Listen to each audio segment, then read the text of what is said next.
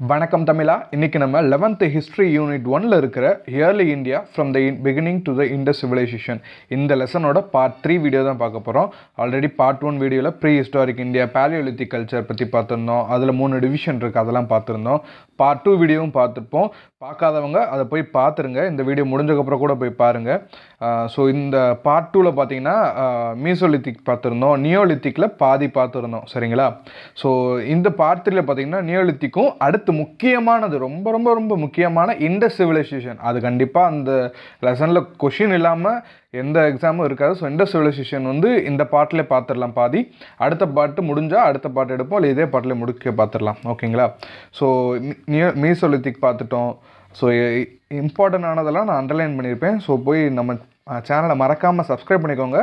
பழைய வீடியோ எங்கே இருக்கும் பார்த்தீங்கன்னா டிஸ்கிரிப்ஷன்லேயும் இருக்கும், கமெண்ட் செக்ஷன்லேயும் இருக்கும், இல்லை பிளேலிஸ்ட்டில் போய் பார்த்தாலும் இருக்கும். ஸோ இந்த பேஜோடு நம்ம நிப்பாட்டியிருந்தோம். ஸோ நியோலித்திக் பார்த்தீங்கன்னா நம்ம ஆல்ரெடி சொன்னோம், நியோலித்திக்கில் என்னென்ன அப்போ தான் அக்ரிகல்ச்சர் ஸ்டார்ட் ஆகுது. அப்போ தான் ஃபஸ்ட்டு அனிமல்ஸ் எல்லாமே வீட்டில் வளர்க்க ஆரம்பிக்கிறாங்க மனுஷங்க. ஓகேங்களா? ஸோ இந்த டயத்தில் என்னென்ன நடக்குது? இப்போ தான் அந்த பாட்ரியோட யூசேஜ்லாம் இருக்குது. பாட்ரினா மண்பாண்டம் எல்லாமே இந்த செகண்ட் பீரியடு மெஹர்கார்னு ஒரு இடம் இருக்குது. அந்த மெஹர்காரில் 2வது பீரியடு, ஃபஸ்ட்டு பீரியடில் பார்த்தீங்கன்னா பாட்ரி பற்றி தெரியாமல் இருப்பாங்க. 2வது பீரியடில் பார்த்தீங்கன்னா அவங்களுக்கு இந்த பாட்ரியோட யூசேஜ் தெரியுது. டெரகோட்டா வச்சு, அதாவது அது ஒரு அதை வச்சு தான் இதெல்லாம் டாய்ஸ் எல்லாம் செய்கிறாங்க. பொம்மைகள் எல்லாமே அந்த டெரகோட்டான்ற ஒரு இதை வச்சு பண்ணுறாங்க. ஓகேங்களா? ஸோ நெக்ஸ்ட் பார்த்தீங்கன்னா நியோலித்திக் கல்ச்சர் ஆஃப் காஷ்மீர்னு ஒன்று இருக்குது. அதில் ஒன்றும் இல்லை, ஜஸ்ட் ரீட் பண்ணுங்கள். நான் ரீட் பண்ணதை நான் உங்களுக்கு சொல்கிறேன் என்னென்ன இருக்குன்னு. இதில் பார்த்தீங்கன்னா பிட் ஹவுசஸ்லாம் இருக்குது. பிட் ஹவுசஸ்னால் பூமிக்கடியில் கொஞ்சம் தோண்டி அதுக்குள்ளே, ஏன்னா அவங்க குளிர்காலம்ல, ஸோ அதனால் நிலத்தடியில் அவங்க வீடு வச்ச மாதிரி மேலே குடிசை இருக்கிற மாதிரி, ஸோ அந்த மாதிரியே வாழ்கிறாங்க சொல்கிறாங்க. ஸோ அவங்களுக்கும் அந்த நியோலித்திக் பீப்புள்ஸ், அங்கே இருக்கிற நியோலித்திக் பீப்புள்ஸுக்கும் ஹரப்பன் சிவிலைசேஷனுக்கும் ஒரு ட்ரேடு இருந்திருக்கு அப்படின்னு சொல்கிறாங்க. ஓகேங்களா? இதுதான் அதில் கொடுத்துருக்குறாங்க.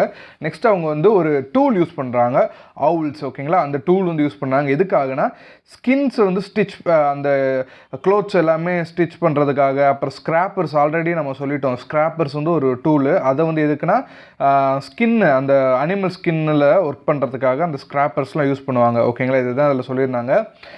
இதில் அவ்வளோ பெருசாக ஒன்றும் இல்லை. நெக்ஸ்ட்டு நியோலித்திக் கல்ச்சர் ஆஃப் கேங்கஸ் வேலி அண்டு சென்ட்ரல் இந்தியா. இதில் பார்த்தீங்கன்னா எந்தெந்த இடத்துல கங்கா வேலி, சென்ட்ரல் இந்தியா, எங்கே இந்த நியோலித்திக் சைட் இருக்குது. ஆல்ரெடி சொல்லிட்டோம். நியோலித்திக் சைட்னா என்ன, அது வேறு ஒன்றும் இல்லை, எங்கெங்கெல்லாம் அந்த படிமங்கள்லாம் கிடச்சிருக்கு, நியோலித்திக் அந்த மனுஷங்க வாழ்ந்த படிமம்லாம் எங்கே கிடச்சிருக்கோ அதெல்லாமே நியோலித்திக் சைட்ஸ்ன்னு சொல்லுவோம். இப்போ கீழடி ஒரு சைட்ஸ், தமிழர்கள் நாகரிகத்தோட ஒரு தொட்டிலாக இருக்குது. ஸோ அதனால் அதை நம்ம அது ஒரு கீழடி சைட் தான் சொல்லுவோம். ஓகேங்களா? அந்த இதுதான் இதுவும். இதில் பார்த்தீங்கன்னா இம்பார்ட்டண்டானதை அண்டர்லைன் பண்ணுறேன். லெஹுர தேவா, இந்த இது ரொம்ப முக்கியம். லெஹுர தேவா என்ன பார்த்தீங்கன்னா இந்த இடத்துல தான் ஃபஸ்ட்டு எவிடன்ஸ் கிடைக்குது ரைஸ் கல்டிவேஷன் இருந்ததுக்காக. நியோலித்திக்கோட ரைஸ் கல்டிவேஷன் இருந்ததுக்கு ஒரு எவிடன்ஸ், இயர்லி எவிடன்ஸாக இது கிடைக்குதுன்னு சொல்கிறாங்க. நெக்ஸ்ட்டு கார்ட் மார்க்டு பாட்ரிஸ்லாம் இங்கே கிடைக்குதுன்னு சொல்கிறாங்க. ஓகேங்களா? இதுதான் இதில் முக்கியமானது. நெக்ஸ்ட்டு பார்த்தீங்கன்னா இதெல்லாம் நம்மளுக்கு அவ்வளோலாம் இம்பார்ட்டன்ஸ், சொன்னதே தான் திருப்பி சொல்லிட்டு இருப்பாங்க. இந்த டூல்ஸ் இருந்துச்சு, மைக்ரோலித் இருந்துச்சு, போன்ஸ் இருந்துச்சு, அது இருந்துச்சு, இது இருந்துச்சுண்டு. அது நம்மளுக்கு தேவையில்லாதது.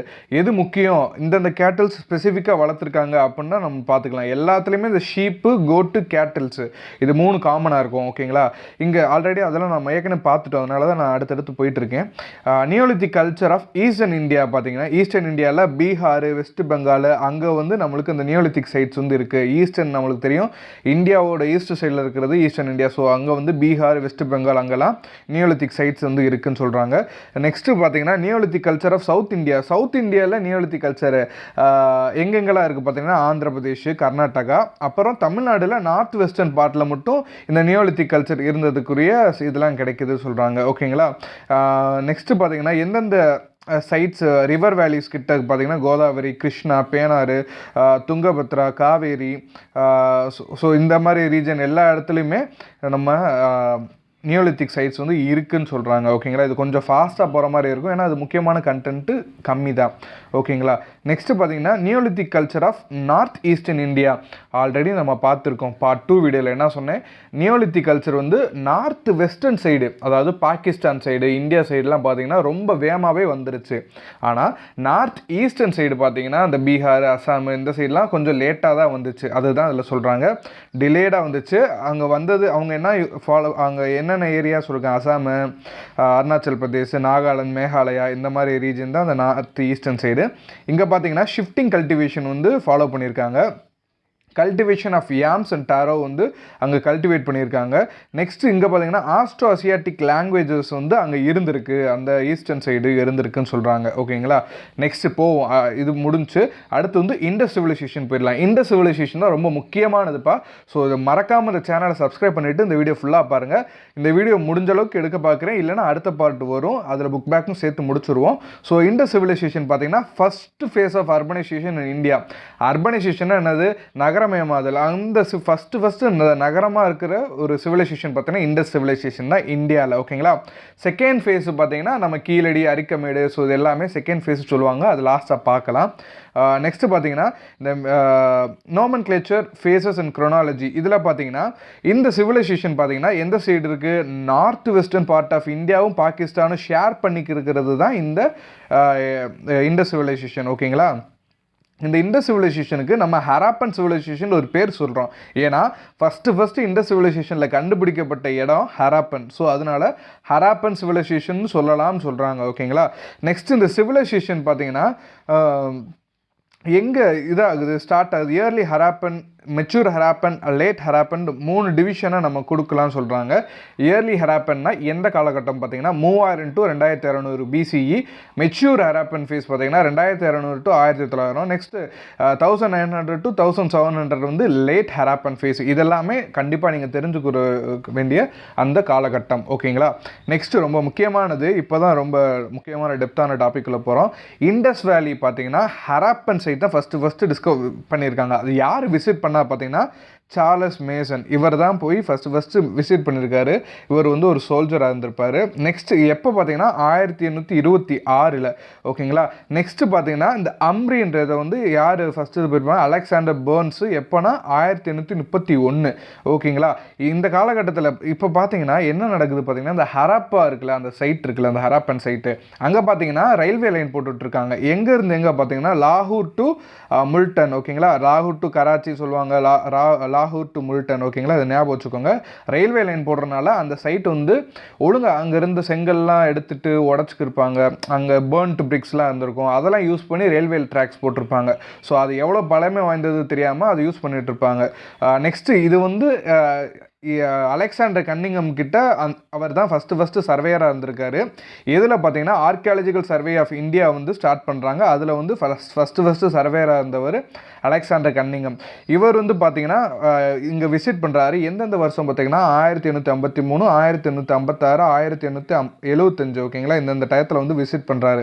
என்ன பண்ணாலும் அவ்வளோ பெரிய ஒரு சிவிலைசேஷன் வந்து ஒரு பெருசாக ரெகக்னைஸ் பண்ணாமல் இருந்துச்சு. ஆனால் யார் வந்ததுக்கப்புறம் அது பெருசாக எடுக்கப்பட்டு பேச்சு பொருளாச்சுன்னா சர் ஜான் மார்ஷல். இவர் வந்தக்கப்புறம், இவர் வந்து director general of ASI, archaeological survey of India. அது இவர் வந்தக்கப்புறம் பார்த்தீங்கன்னா எல்லாமே இனிஷியேட் பண்ணி எல்லா ரிசர்ச் பண்ணணும் அப்படின்னு ஆரம்பிக்கிறாரு. நெக்ஸ்ட்டு பார்த்தீங்கன்னா லேட்டர் 1940s பார்த்தீங்கன்னா மார்டைமர் வியலர். இவர் தான் ஹராப்பன் சைட்டை வந்து அடுத்து எஸ்கவேட் பண்ண ஆரம்பித்தார். எப்போனா 1940s அப்போ. ஓகேங்களா. இதுதான் இதில். நெக்ஸ்ட்டு காளிபங்கல், லோத்தல், ரஹிகாரி, டோலாவிரா இதெல்லாம் பார்த்தீங்கன்னா இந்தியன் சைட்ஸு. அந்த இண்டஸ் சிவிலைசேஷன் இந்தியாவில் இருக்கக்கூடிய சைட்ஸு இதெல்லாமே காளிபங்கல், லோத்தல், ரஹிகாரி, டோலாவிரா. காளிபங்கல் ராஜஸ்தானில் இருக்குது, லோத்தல் குஜராத்தில் இருக்குது. இந்த மாதிரி ஒன்று ஒரு ஏரியாவில் இருக்குது, அது இந்தியாவில் இருக்குதுன்னு சொல்கிறாங்க. நெக்ஸ்ட்டு பார்த்தீங்கன்னா ஜியாகிரபிக்கல் ஏரியா அந்த செட்டில்மெண்ட்ஸ். இது பார்த்தீங்கன்னா 1.5 மில்லியன் ஸ்கொயர் கிலோமீட்டர் ஏரியா இந்தியாவும் பாகிஸ்தானும் இது பண்ணியிருந்துருக்கு, ஷேர் பண்ணியிருக்கு. நெக்ஸ்ட்டு இது வந்து நம்ம வந்து எதுனாலுமே எந்த பரப்பளவில் முடியுது, நார்த்து சைடு எது ஸ்டார்ட் ஆகுது, ஈஸ்ட் எந்த சைடு ஸ்டார்ட் ஆகுது, வெஸ்ட்டு எந்த சைட்லேருந்து ஸ்டார்ட் ஆகுது, சவுத் எந்த சைட்லேருந்து ஸ்டார்ட் ஆகுதுன்னு பார்ப்போம். அவங்களுடைய செட்டில்மெண்ட்ஸ் வந்து எங்கெங்கெல்லாம் இருக்குது பார்த்தீங்கன்னா west Pakistan and Iran border வரையும் போகுது. அந்த இடம் பேர் வந்து சுட்கஜன் டோர். ஓகேங்களா. நெக்ஸ்ட்டு ஷார்ட்டுகை, இது வந்து ஆப்கானிஸ்தான் நார்த் சைடு வந்து இருக்குது. அதோட பார்டர் வந்து பவுண்ட்ரிஸ் எல்லாமே எங்கெங்கெல்லாம் ஷேர் ஆகுதுன்னு சொல்லிட்டு இருக்கேன். இப்போ அலம்கீர்பூர் பார்த்தீங்கன்னா இந்தியாவில் இருக்குது. இது எந்த டைரக்ஷன் பார்த்தீங்கன்னா இதோட டைரக்ஷன் ஈஸ்ட்டு, உத்தரப்பிரதேஷில் இருக்குது இந்த அலம்கீர்பூர். நெக்ஸ்ட்டு பார்த்தீங்கன்னா மகாராஷ்டிராவில் இருக்கக்கூடிய டைமதாபாத், இதுதான் south region of this Indus civilisation. ஓகேங்களா. நெக்ஸ்ட்டு பார்த்தீங்கன்னா கோர் ரீஜன்ஸ் வந்து எங்கெங்கெல்லாம் இருக்குது, இந்த இண்டஸ் சிவிலைசேஷனோட ரொம்ப முக்கியமான பகுதியெல்லாம் எங்கே இருக்குது பார்த்தீங்கன்னா பாகிஸ்தானில், குஜராத்தில், ராஜஸ்தானில், ஹரியானாவில், இந்தந்த ரீஜன் எல்லாமே கோர் ரீஜனாக இருக்குது. இயர்லி பிகினிங்ஸ் பார்த்தீங்கன்னா மெஹர்கார், நான் ஆல்ரெடி பார்ட் 2லையும் சொன்னேன், இந்த பார்ட்லேயும் ஸ்டார்டிங்கில் சொன்னேன். மெஹர்கார் பார்த்தீங்கன்னா ஒன் ஆஃப் த இது ரொம்ப முக்கியமான ஒரு ரீஜன் இண்டஸ் ரீஜனில். ஸோ இங்கே வந்து ஆல்ரெடி நம்ம வந்து 6th ஸ்டாண்டர்ட்லேயே பார்த்துருப்போம். நம்ம சேனலில் ஆல்ரெடி நம்ம இண்டஸ் சிவிலைசேஷன் 6th ஸ்டாண்டர்ட்லேயே போட்டிருக்கோம். அது கமெண்ட் செக்ஷனில் இருக்குது. அதை பார்த்துட்டு வந்தால் உங்களுக்கு ஈஸியாக புரியும். ஹராப்பன் ஃபேஸில் வந்து என்னென்ன இருக்குது, கிரேட் பாத் இருக்குது, மொஹஞ்சதரோ இருக்குது. ஸோ எது இயர்லியஸ்ட்டாக வந்தது, ஹராப்பன் தான் முந்தின காலத்து கட்டது, மொஹஞ்சதரோட அது எப்படி கண்டுபிடிக்கிறாங்க, அவங்க போடுற அந்த தோடு அணிகலனை வச்சு அது எது முந்தைய காலகட்டத்துலதுன்னு சொல்லியிருப்பாங்க. இதெல்லாமே நம்ம 6th ஸ்டாண்டர்ட்லேயே நம்ம டிஸ்கஸ் பண்ணி நான் சொல்லிட்டேன்.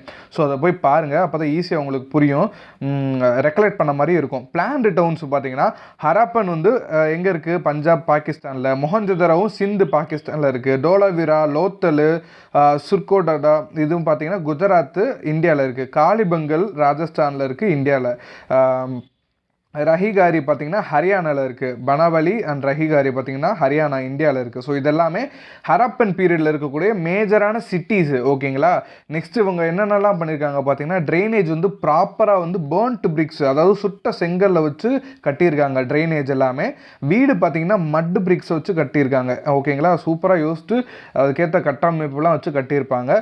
நெக்ஸ்ட் அவங்களுடைய டவுன்ஸ்லாம் மொஹஞ்சதரோவில் பிளான்டு டவுன்ஸ் இருக்கும். 2 விதமான ஏரியா வந்து இருக்கும். சிடேட்டல் ஒன்று, லோயர் டவுன்ஸ் ஒன்று. இதை நம்ம 6th ஸ்டாண்டர்ட்லேயே பார்த்துட்டோம்.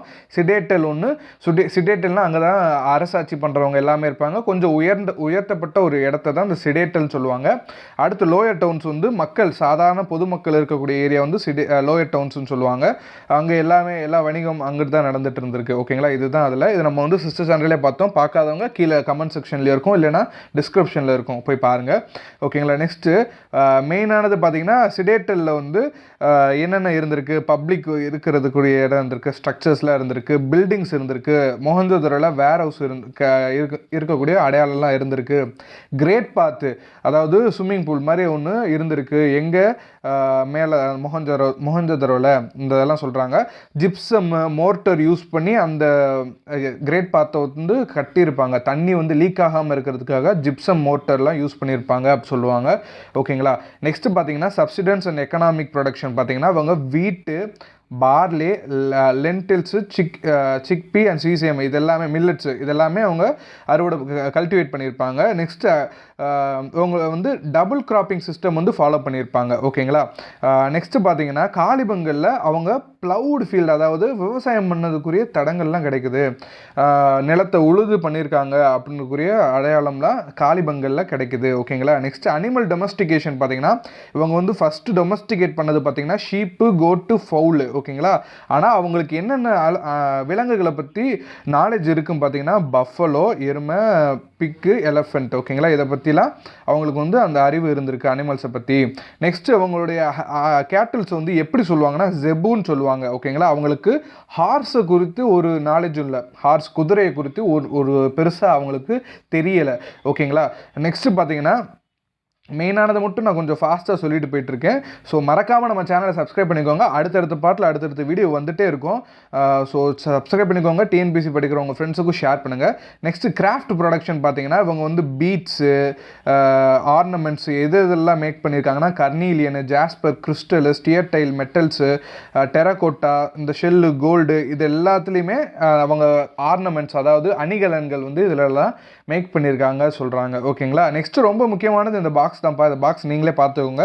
எந்தெந்த மெட்டீரியல் எந்தெந்த சைட்ஸ், அதாவது எந்தெந்த மெட்டீரியல் எந்தெந்த இடத்துலேருந்து எடுக்கப்படுது.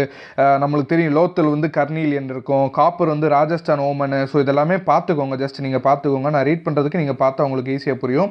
பாட்ரி பார்த்தீங்கன்னா ஒரு டிசைனில் இருக்குது. பாட்ரினா மண்பாண்டங்கள் இதெல்லாமே ஒரு டிசைனில் இருக்குது.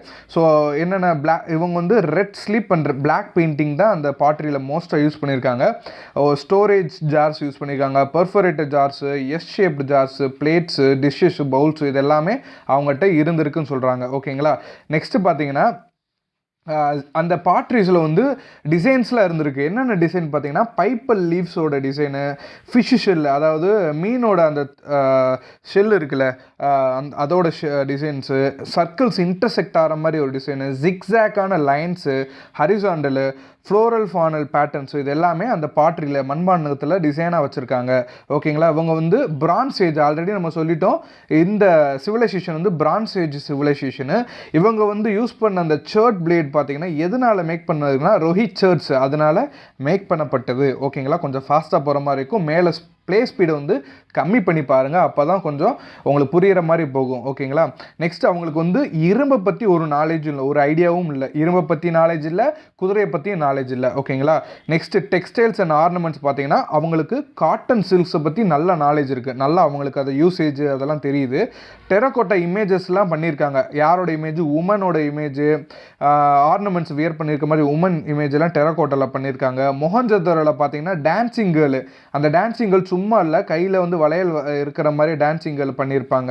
ஸோ இதெல்லாமே இதில் சொல்லியிருப்பாங்க. ட்ரேட் எக்ஸ்சேஞ்ச் பார்த்தீங்கன்னா இந்த ஹராப்பன் சிவிலைசேஷன் நல்ல பெரிய ட்ரேட் பண்ணிட்டு இருந்திருக்காங்க. யாரோட பார்த்தீங்கன்னா இவங்க யார் மெசபோட்டோமியன்ஸ் கூட நல்லா இது பண்ணிட்டு இருந்திருக்காங்க. ஹரப்பன் சீல்ஸ் வந்து எங்கெல்லாம் கண்டுபிடிக்கப்படுது பார்த்தீங்கன்னா ஓமன், பரைன், ஈராக்கு, ஈரான் இங்கெல்லாம் கண்டுபிடிக்கப்படுதுன்னு சொல்கிறாங்க. ஓகேங்களா. இது ரொம்ப முக்கியமான ரொம்ப ரொம்ப முக்கியம்.